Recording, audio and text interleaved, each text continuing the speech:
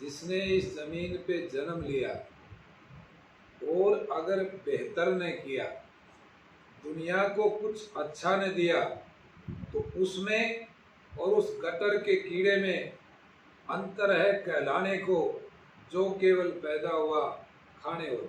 Hello friends, कैसे हैं आप सभी। मैं शमशेर कौशिक आपके समक्ष एक बार फिर से उपस्थित हूँ चर्चित चेहरे के 24वें एपिसोड में। चर्चित चेहरे के 24वें एपिसोड में आज हम बैठे हैं महेंद्रगढ़ की एक ऐसी शख्सियत के साथ जिन्होंने अपने गांव में, अपने क्षेत्र में और बाहर क्षेत्र से जाकर भी, यानी कह सकते हैं कि महाराष्ट्र तक जाकर अपनी सेवाएं दी हैं।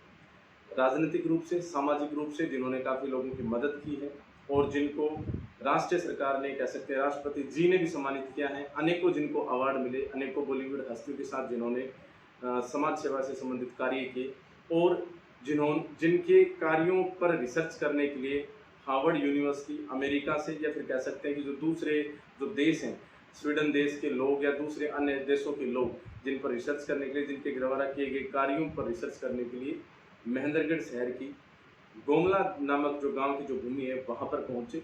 तो आज हमारे साथ बैठे हैं राधे श्याम गोमला जी, जो सरपंच बतौर रहे और उन्होंने बतौर सरपंच रह के काफ़ी अच्छे कार्य किए, और उनसे आज हम मुलाकात करने जा रहे हैं। इस मुलाकात के अंदर मैं चर्चित चेहरे के 24वें एपिसोड में राधे श्याम गोमला जी का स्वागत करता हूँ। सर, आपका स्वागत। जी, बहुत बहुत धन्यवाद, नमस्कार।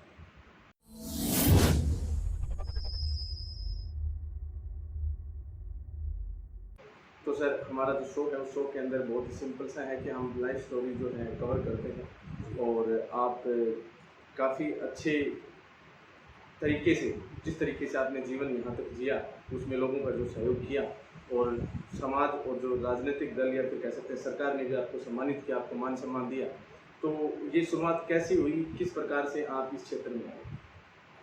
देखिए कौशिक जी, मैं मानता हूँ कि आदमी को प्रयास करने का अधिकार है। समय, परिस्थितियाँ उसको किस रास्ते पर ले जाती हैं, ये तो परिस्थितियाँ तय करती हैं। मेरे साथ भी ऐसा ही हुआ।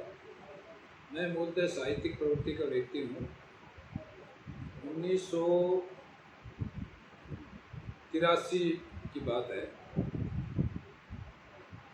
उस वक्त मैं लेखन में रुचि रखता था 83 से, और 87 में मेरा उपन्यास प्रकाशित हो चुका था जी। लेकिन परिस्थितियों को कुछ और ही नज़ारे दिखाने थे। धीरे धीरे समय के साथ साथ मैं कुछ और पायदानों को तय करते हुए 2005 में गांव ने मुझे मेरे गांव की जिम्मेदारी दी सरपंच के रूप में। जी। हालांकि मेरी रुचि नहीं थी, लेकिन मेरे पिताजी चूँकि 3 योजना पूर्व में सरपंच रह चुके थे, उनके आदेश के मुताबिक और गांव के लोगों की इच्छा के चलते गांव के लोगों ने मुझे वो जिम्मेदारी दी, सरपंच बनाया। उस वक्त गांव की स्थिति एक गुमनाम गांव के रूप में थी, जो ब्लॉक से बाहर है। लोग पूछते थे कि ये गोमला कहाँ है। जी। और गलियों में कीचड़ होता था, उबड़ खाबड़ गलियाँ थी, यानी व्यवस्था वहाँ की लचर पचर सी थी। शैक्षणिक तौर पे हम मुश्किल से 5 नौजवान पोस्ट ग्रेजुएट थे, इंक्लूड मी।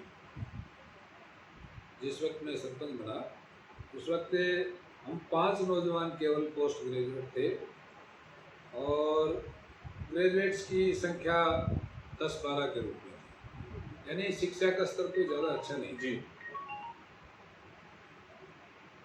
जिस वक्त मैंने गांव के सरपंच के रूप में जिम्मेदारी ली, उस वक्त एक जो गांव की स्थिति थी वो सबसे दुखद ये रही कि गांव में शराब का बड़ा भारी बोलबाला था। जी। शराब तस्करी होती थी गोमला से, और दूसरे राज्यों तक शराब जाया करती थी। अच्छा जी। यहाँ तक कि उस दौर में एक लड़का शराब बनाता भी था, और उस वक्त के जो 13 साल से बड़ी उम्र के किशोर अवस्था के जो नौजवान थे, बच्चे थे, जी। उन बच्चों को अवैध शराब की बिक्री के लिए कमीशन दिया जाता था। यानी एक पाउच अगर वो बिक्री के लिए करता है तो उसको कमीशन के लिए उसमें कुछ पैसे दिए जाते थे, जिसके लोभ के चलते बच्चे शराब की बिक्री के गलत रास्ते पर पाउच चले। में जो शराब आया करती थी आज से करीबन 20 साल पहले। हाँ, ये चौधरी बंसीलाल जी के समय की हाँ बात हाँ है। उसके बाद जो राज्य में राजनीतिक हालात बदले, जी उन हालातों के चलते प्रदेश में भी स्थिति दूसरी बनी और गांव की भी स्थिति बदल गई। जी लेकिन गोमला में अवैध शराब की बिक्री सतत जारी रही। अच्छा इसका कारण था तात्कालिक जो गांव के मुखिया लोग थे वो स्वयं शराब बिक्री में संलिप्त थे। मैं दो लोगों का नाम नहीं लेना चाहूँगा, लेकिन गांव के लोग जानते हैं कि वो रास्ते में स्टॉल लगा के शराब की बिक्री करते थे। अच्छा जी ये आश्चर्यजनक बात जरूर है, लेकिन जो 40 साल से बड़ी उम्र के गोमला के लोग हैं उनसे जाके पूछेंगे तो बताएंगे कि रास्ते में स्टॉल लगा के अपने घर के सामने ऐसे मेज लगाकर उस पर शराब की बोतलें स्टॉल के रूप में लगा के बिक्री करते हैं। इसी बात से आप अंदाज़ा लगा सकते हैं कि गांव की क्या स्थिति है। जी, मैंने गांव के लोगों का आदेश सिर माथे में लिया तो 3 साल सतत संघर्ष किया। उन लोगों के साथ जूझना पड़ा, कुछ ऐसे हालात से भी गुजरना पड़ा जो मैं समझता हूँ कि वो अच्छे नहीं हैं, क्योंकि मुझे भी कई मौक़ों पे उन जैसा बनना पड़ा। 2008 तक चलते चलते गांव की स्थिति को सुधारा मैंने। 2005 में मैं गांव का सरपंच बना और 2008 तक गांव के लोगों के सहयोग से गांव उस स्टेज पे लेके आए हैं कि राष्ट्रपति जी ने मुझे गांव के नुमाइंदे के रूप में मुझे सम्मानित किया और राष्ट्रपति जी ने मुझे अवार्ड दिया। कहते हैं कि उस समय गांव के अंदर आपने पार्क बनवाए, कुछ इस तरह के बाग बगीचे लगवाए जो हाँ, अन्य गांवों में तो क्या शहरों में मतलब कि बड़ी मुश्किल से थे उस समय। हरियाणा में वो पहला गांव था जहाँ 2 पार्क बने जी और पार्क भी ऐसी स्थिति में बने जो गांव का डस्टबिन था, उस डस्टबिन को हमने पार्क में तब्दील किया। मतलब गंदगी साफ हो गई और वहाँ साफ हाँ, सफाई से पार्क बहुत बन गया। और एक दूसरा पार्क, उसकी खासियत ये रही कि मात्र 48,704 रुपये में वो पार्क तैयार किया। उसमें फाउंटेन है, उसमें पौधे लगे हैं, उसमें 4 दीवारी है, उसमें सीमेंट की कंक्रीट का एक रास्ता है जी और मिट्टी का भरत है। यहाँ तक कि चीफ सेक्रेटरी ने दौरा किया तो उस पार्क की जब विजिट की तो हमने गेट पे लिखा हुआ था उसकी इतनी कीमत का खर्चा लगा है। तो उन्होंने मुझसे कहा था कि इससे आगे कोई और अंक था क्या, 2 लाख, 3 लाख, 5 लाख? मैंने कहा जी नहीं। उन्होंने खुद कहा था कि 48,000 में तो फाउंटेन भी तैयार नहीं। वो बात मैं आज आपको भी बताना चाह रहा हूँ कि मैंने उनसे कहा कि हो सकता है और हमने ये किया है, आपके सामने प्रमाण है और रिकॉर्ड की बात है। क्योंकि जब 48,704 रुपया हमने लिखा था तो बैंक से काम का पंचायत के अकाउंट से निकला ही 48,704। तो जो पैसा निकला है वही तो खर्च माना जाएगा। जी बिल्कुल। वो लोगों के सहयोग से पूरा हुआ और इतिहास बना, रिकॉर्ड बना, जिसके कारण अमेरिका के तक के लोग ये सीखने के लिए आए, हार्वर्ड यूनिवर्सिटी के स्टूडेंट्स इस पर शोध करने के लिए आए कि कम खर्चे में अच्छी व्यवस्था कैसे दी जा सकती है। और संयुक्त राष्ट्र संघ की उस वक्त भारत और भूटान की मुखिया होती थी श्रीमती किरण नेहरा। उन्होंने इसी बात के लिए कि बेहद कम राशि में इतने अच्छे काम किए गए हैं, जो एक उदाहरण के रूप में गांव में पूरी पंचायत को प्रशंसित किया, प्रशस्त किया। गांव में हमने हर 200 गज पे यूरिनल बनाए थे ताकि किसी भी व्यक्ति को पेशाब करने में दिक्कत ना आए क्योंकि उस वक्त ओपन डेफिकेशन फ्री 2008 में हुआ था, लेकिन हमने यूरिनल 2007 में बना दिया। अच्छा। गांव ओपन डेफिकेशन फ्री 2008 में हुआ। और उसके पश्चात 143 देशों की एक थर्ड साउथ एशियन कॉन्फ्रेंस हुई थी दिल्ली में, विज्ञान से, अच्छा। जिसमें मैं हरियाणा के प्रतिनिधि के तौर पर था, बतौर सरपंच। जी। वहाँ अन्य देशों के लोगों ने और केंद्र और हरियाणा के शीर्षस्थ अधिकारियों ने गांव के कामों को बेहद सराहा। फिर उसके बाद तो जैसे बाहर के लोगों का लगातार गांव का विकास देखने के लिए सतत आना जाना लगना शुरू हो गया। जम्मू कश्मीर हमारा जो राज्य है, वहाँ से लेकर हिंदुस्तान के लगभग राज्य से प्रतिनिधि लोग आए और यहाँ काम कैसे किया जा सकता है, कम पैसे में अच्छा काम कैसे किया जा सकता है, ये गांव के लोगों से सीखा जी। और ये जो कुछ भी हमने किया, ये गांव के लोगों के सहयोग से ही संभव हो सका, क्योंकि बगैर सामुदायिक सहभागिता के विकास कार्य संभव नहीं है। अच्छा, ये सब जैसे आपने शुरुआत की और इस तरह के कार्य करवाए, एक बतौर सरपंच रह के आपने इस तरह के कार्य को करवाया और आपके ऊपर इस तरह के लोग रिसर्च करने आए। कहीं न कहीं सुनने में ये भी आया था कि आपके यहाँ गांव में शूटिंग हुई किसी फिल्म की, और आप कई बार जो बॉलीवुड सितारे हैं, नाना पाटेकर साहब हैं या फिर अमिताभ बच्चन जी हैं, इनके साथ भी दिखाई पड़े। ये तो किस प्रकार के प्रोग्राम? ये बात है 2013 के बाद की जी। 2013 के बाद कौन कितने पानी में नाम करके एक फिल्म बनी जी, जिसकी शूटिंग से पहले डायरेक्टर नीला माधव पांडा गुमला आए थे। उनको किसी ने बताया था कि गांव स्वच्छता के मामले में बेहद अच्छा है और गांव के लोग अच्छा सहयोग करने वाले हैं, सामुदायिक सहभागिता की विचारधारा के हैं। उन्होंने फिल्म बनाई थी 2 गांवों को लेकर, एक ऐसा गांव जिसमें विकास नहीं हुआ और एक ऐसा गांव जिसने निजी तौर पे विकास किया। तो बोमला में जो शूटिंग हुई थी वो एक विकसित गांव के रूप में हुई थी जी।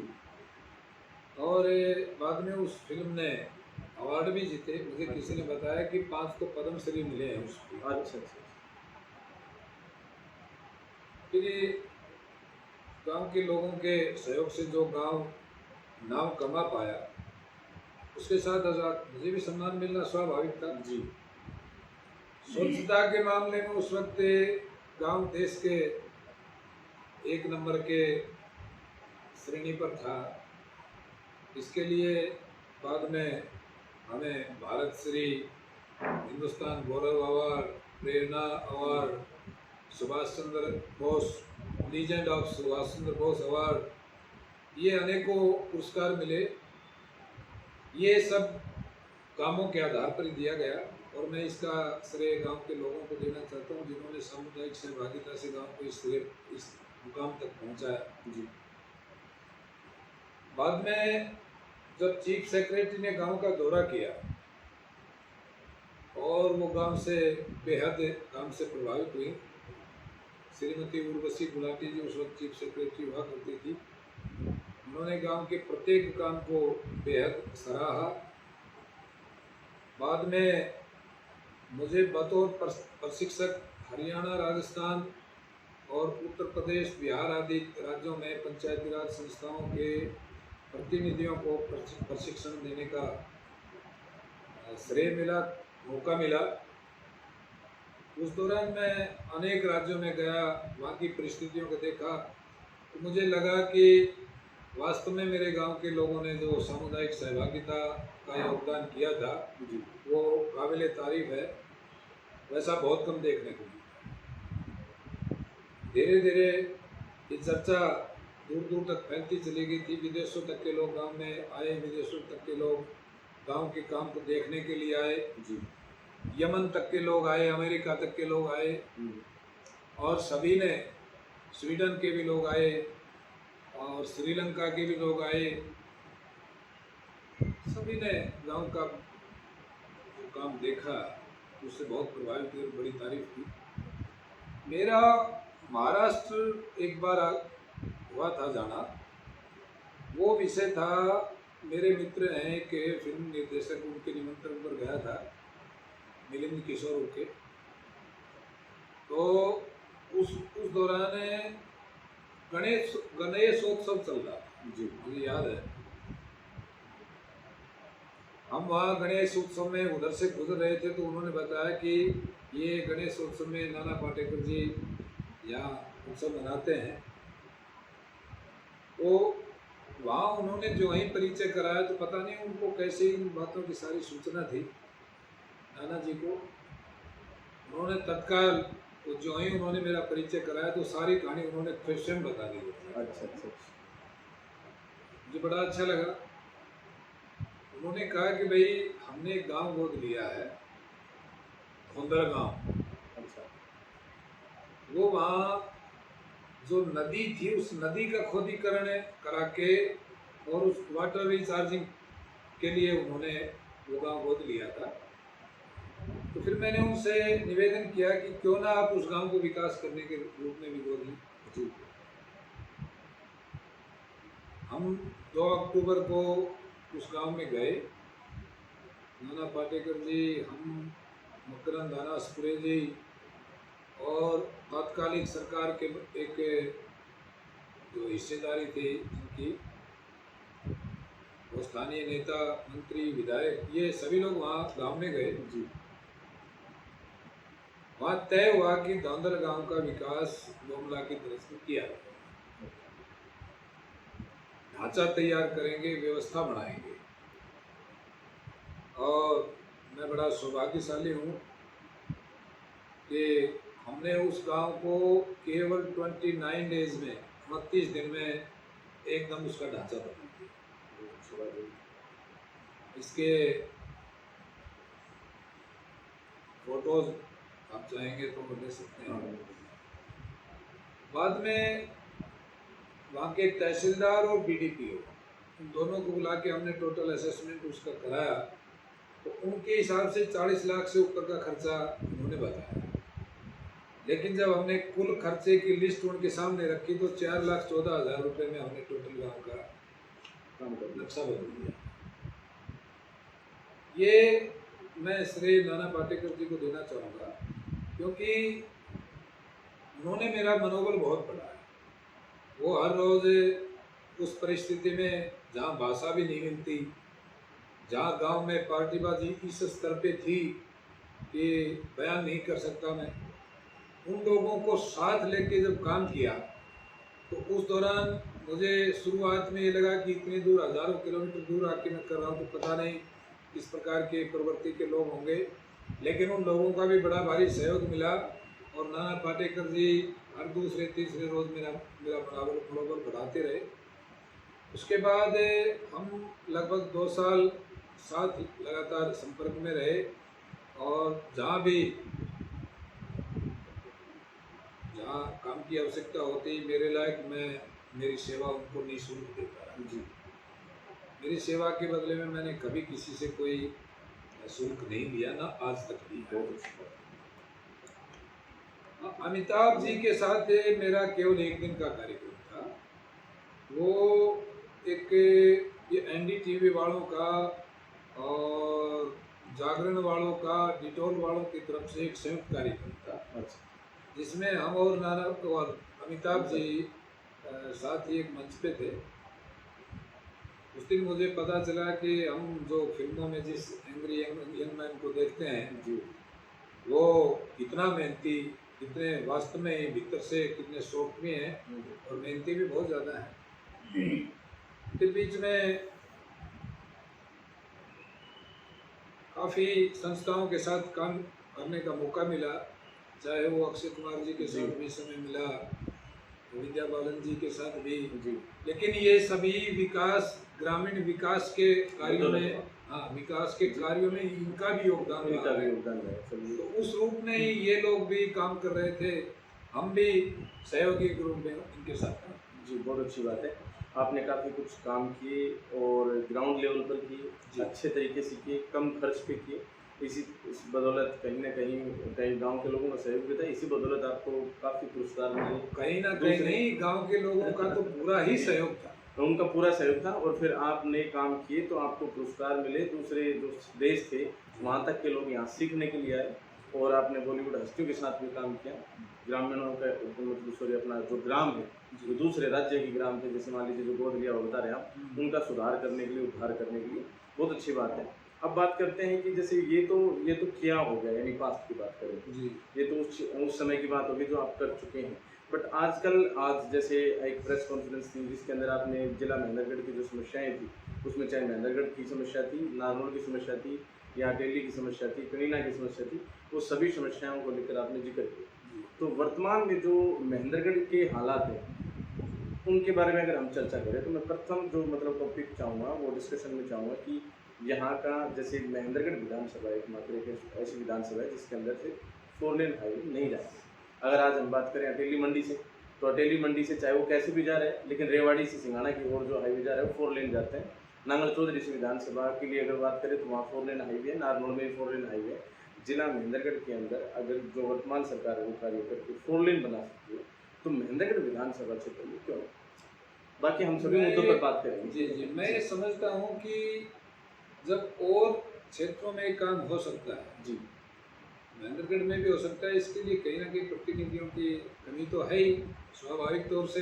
जी, क्योंकि जब और प्रतिनिधि ये काम करवा सकते हैं तो महेंद्रगढ़ का प्रतिनिधि भी करवा सकता है। जी बिल्कुल। महेंद्रगढ़ के जो पूर्व में रहे वो भी करवा सकते थे, या जो संभावित है उन्हें भी प्रयास करना चाहिए। जी, सरकार को प्राथमिक तौर पे, प्राथमिक आधार पे इन बातों को ध्यान में रखना चाहिए कि भी किसी एक क्षेत्र के लिए पक्षपात की नीति ना अपनाए। अगर महेंद्रगढ़ के साथ ऐसा हो रहा है तो गलत हो रहा है, सरकार को इसकी ओर ध्यान देना चाहिए और एक हाईवे महेंद्रगढ़ से भी है। जी, कुछ और भी आवश्यकताएं हैं महेंद्रगढ़ की, जैसे खुडाना में आईएमटी थी। जी, आईएमटी खुडाना में बननी चाहिए, उपयुक्त जगह गांव जगह देने के लिए तैयार है। फिर वो क्या कारण है कि भाई वहाँ क्यों नहीं हो रही? कहीं ना कहीं कोई राजनीतिक कारण तो है। जी, इन राजनीतिक कारणों को ध्यान में देखकर हमारा संगठन भी प्रयास कर रहा है जी, कि अगर जरूरत पड़ी तो अभियान, सर्व समाज मंच भी ये अभियान चलाएगा। और यही क्यों, हमारे जिले भर में जितनी भी समस्याएं हैं उसके लिए हमारा सर्व समाज मंच से सतत प्रयासरत रहा भी है, बातें सिरे भी चलाई हैं। जैसे मैं कुछ उदाहरण बताना चाहूँगा। नसीबपुर शहीदी स्थल 2013 से पहले बड़ी जर्जर अवस्था में, आप अगर चाहेंगे तो मैं उस समय के वीडियोज आपके सामने भेज भी दूंगा। जी, यानी ये जो पवित्र स्थल है, शहीदों के जो नमन करने की जो धरती है, वहाँ गंदा पानी पूरे नसीबपुर शहर का, पूरे नसीबपुर का गंदा पानी आके बहता था। वहाँ आवारा जानवर बैठते थे, लोगों ने कब्जे कर लिए थे, दीवारें टूट चुकी थी, जो स्मारक सदन था उसकी हालत जर्जर हो चुकी थी, कोई ध्यान देने वाला नहीं था।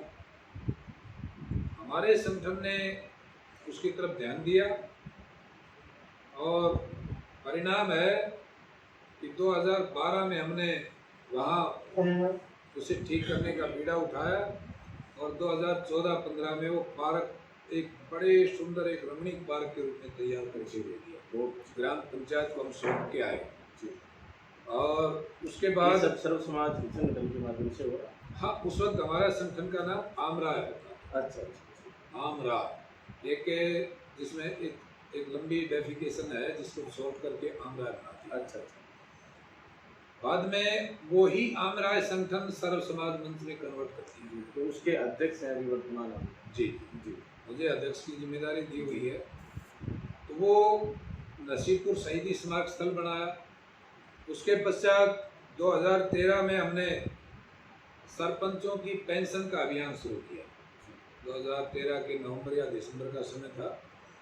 उस वक्त सरपंचों की पेंशन के लिए मांग शुरू की बाघोत गांव से। अच्छा, और उसका परिणाम अच्छा निकला। प्रदेश भर में जगह जगह हम मीटिंगें की और अधिकारियों से भी मिले, राजनेताओं से भी मिले। राव इंद्रजीत सिंह ने हमारी बात को वजन दिया जी। और परिणाम स्वरूप लंबे संघर्ष के 6 साल के लंबे संघर्ष के बाद सरकार ने हमारी वो मांग स्वीकार की। मतलब सरपंच और पंचों को आज पेंशन हरियाणा के पूर्व सरपंच, जी, हालांकि हमारी मांग पूर्व पंचों की, पूर्व पंचायत समिति सदस्यों और पूर्व जिला पार्षदों की और पूर्व नगर पार्षदों को पेंशन देने की।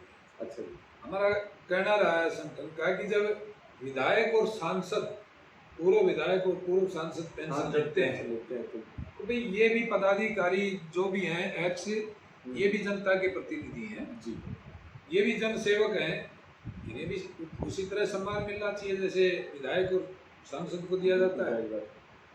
लेकिन सरकार ने हमारी मांग सिर्फ आधी अधूरी मानी। जैसे सरपंचों को, पूर्व सरपंचों को 94 से बाद के पूर्व सरपंचों को, पंचायत समिति चेयरमैन्स को और जिला परिषद के चेयरमैन्स को ये पेंशन देने की तो स्वीकृति कर दी, लेकिन पंचों पंचायत समिति मेंबर्स आदि का अभी भी बचा हुआ है। और मुझे लगता है कि हमारे संगठन को फिर ये पीड़ा उठाना पड़ेगा।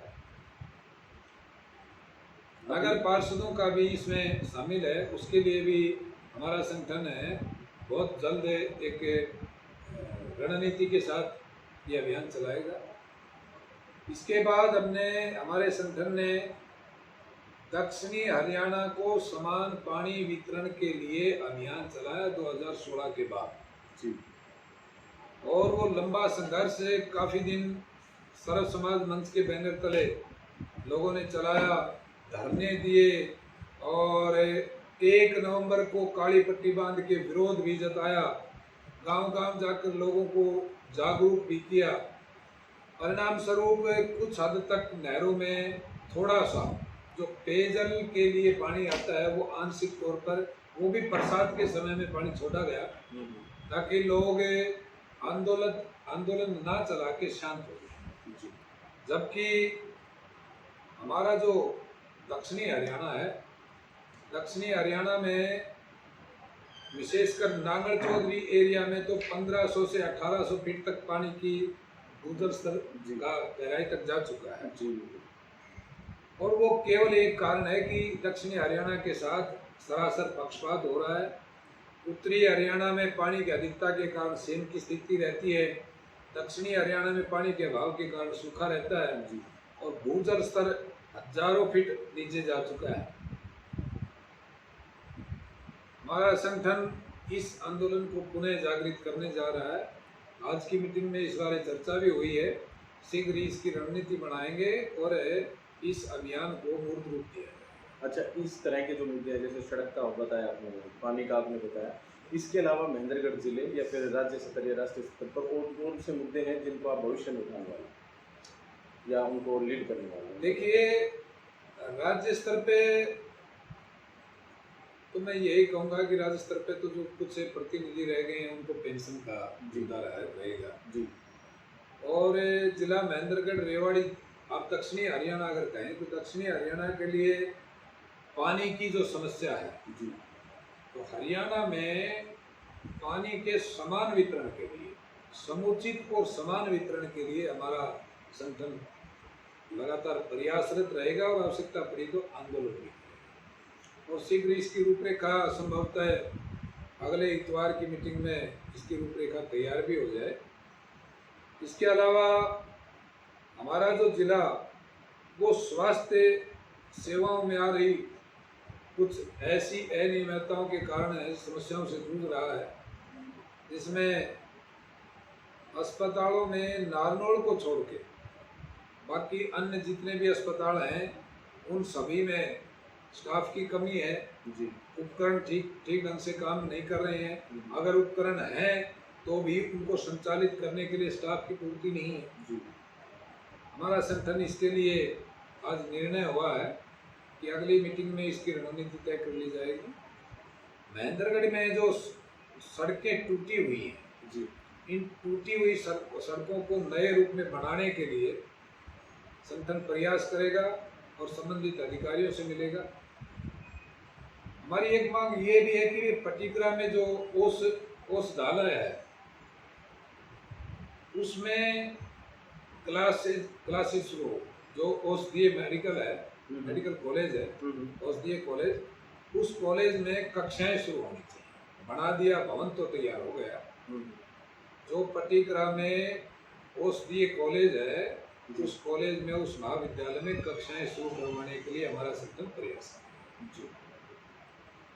इसके अलावा आज की चर्चा में बिजली महकमे से संबंधित भी चर्चाएं हुई। ये पैट सिस्टम के उपकरण जिले में आए हुए हैं लेकिन वो जानबूझकर नहीं लगाए जा रहे। तो इसके लिए संबंधित अधिकारियों से मिल के और आवश्यकता पड़ी तो आंदोलन चलाएंगे। भाई आपने उपकरण मंगा रखे हैं, पैट सिस्टम के उपकरण आपके पास आ चुके हैं, तो जो गांव की जो ढाणियाँ हैं उन ढाणियों में बिजली का बड़ा अभाव है। वो ढाणियाँ बिजली के अभाव के चलते बड़ी परेशानी झेल रही हैं, उनकी पूर्ति की जाए। इसके लिए हम अधिकारियों से मिलेंगे और अगर आवश्यकता पड़ी तो आंदोलन। बहुत अच्छी बात। अच्छा, ये तो रहे आपके आगे जो करने वाले हैं। बाकी हमारे जो चर्चित चेहरे शो की जो ऑडियंस है, जो दर्शक हैं, उनके लिए आपकी तरफ से जो ज़्यादातर हमारे युवा साथी इस शो को देखते हैं, उन सभी दर्शकों के लिए, युवा साथियों के लिए आपकी तरफ से कुछ संदेश। मैं तो एक निवेदन करना चाहूँगा जी, एक कविता के जरिए। जिसने इस जमीन पे जन्म लिया और अगर बेहतर न किया, दुनिया को कुछ अच्छा न दिया, तो उसमें और उस गटर के कीड़े में अंतर है कहलाने को, जो केवल पैदा हुआ खाने और। परमात्मा ने आपको एक स्पेशल वजूद के रूप में पैदा किया है। जैसे मेरा वजूद राधेश्याम गोमला के रूप में, आपका कौशिक जी के रूप में है, किसी और का किसी और व्यक्तित्व के रूप में है। तो वो महात्मा गांधी बनने का प्रयास ना करे, राधेश्याम गोमला ही बन जाए। बिल्कुल सही बात। और अगर आप राधेश्याम गोमला के रूप में उत्पन्न हुए, पैदा हुए हैं और फिर राधेश्याम गोमला नहीं बन पाए, तो आपका पैदा होना निरर्थक जी। मेरा हर युवा से एक निवेदन है कि आप अपनी जन्मभूमि के लिए, आप अपने देश के लिए, आप अपने समाज के लिए जितना आपसे प्रयास हो सकता है, जरूरी नहीं कि आप करोड़ों का काम करें, जरूरी नहीं कि आप पूरे देश को पलट दें, जरूरी नहीं कि आप सिकंदर की तरह विश्व विजय कर लें, लेकिन कम से कम आप अगर एक आंशिक तौर पे भी किसी का भला कर सकते हैं, समाज के हित का काम कर सकते हैं, तो अवश्य और आपको करना चाहिए। तो आज हम बैठे थे 24वें एपिसोड में चर्चित चेहरे राधेश्याम गोमला जी के साथ, जो सामाजिक रूप से, राजनीतिक रूप से, हर प्रकार से जिन्होंने अपने गांव में, अपने क्षेत्र में और इवन दूसरे क्षेत्र में जाकर भी लोगों के काम करवाए और कई गांवों का उद्धार करवाए और विकास करवाए। कई ऐसे स्थल थे जिनका बहुत अच्छे तरीके से, कह सकते, पुनर्जीवित करके उनका अच्छे से जीर्णोद्धार करके बहुत अच्छे तरीके से उसको स्थापित करवाए। और साहित्य में भी अच्छी रुचि रखते हैं। तो राधेश्याम गोमला जी यहाँ पर आज हमारे साथ थे और उन्होंने काफ़ी समय दिया हमारे साथ। मैं चर्चित चेहरे के इस मंच पर राधेश्याम गोमला जी का आने के लिए इनका बहुत बहुत धन्यवाद करता हूँ। सर, आपका भी बहुत बहुत धन्यवाद और आपके दर्शकों को भी मेरी तरफ से बहुत बहुत नमस्कार, प्रणाम। तो आप सभी देखते रहिए चर्चित चेहरे के जो शो आते हैं उन सभी को। अगर आपको हमारा शो अच्छा लगता है तो आप जो शो है इस शो को शेयर कर सकते हैं और लाइक करके हमें उत्साह हमारा बढ़ाइए। कमेंट करके हमसे बताइए कि अगले शो में कौन आए, किस चर्चित चेहरे से आप मुलाकात करना चाहेंगे। आपके कोई भी सवाल जवाब हो वो आप हमसे कर सकते हैं कमेंट बॉक्स के माध्यम से। आप यूट्यूब पर, फेसबुक पर, व्हाट्सएप पर, जहाँ पर भी इस कार्यक्रम को देख रहे हैं, शेयर अवश्य करें। आपसे फिर मुलाकात होगी अगले किसी चर्चित चेहरे के साथ, अगले किसी एपिसोड में। बहुत बहुत धन्यवाद।